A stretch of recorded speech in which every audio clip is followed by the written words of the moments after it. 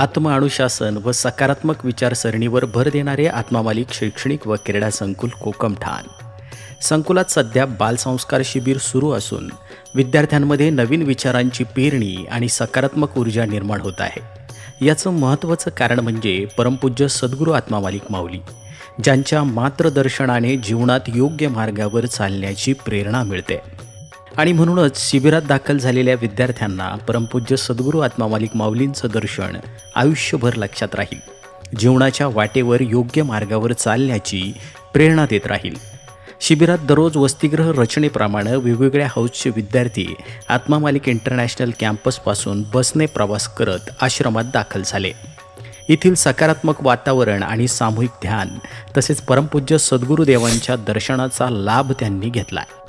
आनंदाची बाब म्हणजे सद्गुरूंनी मुलांशी संवाद साधलाय।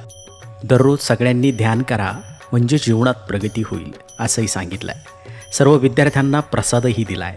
बाबांच्या अमृतदृष्टीने पावन झालेला प्रसाद विद्यार्थ्यांना मिळाला हे अहोभाग्य। सद्गुरूंची आध्यात्मिक वाणी आणि मार्गदर्शन, प्रेरणादायी विचार मुलांनी याची दिही याची डोळा अनुभवले।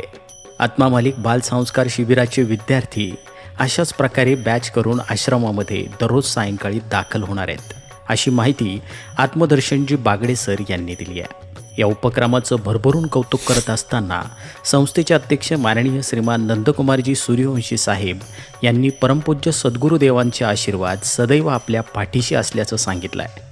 त्यामुळेच इतकं सुंदर कार्य घडून येत आहे अशा भावना व्यक्त केल्या आहेत।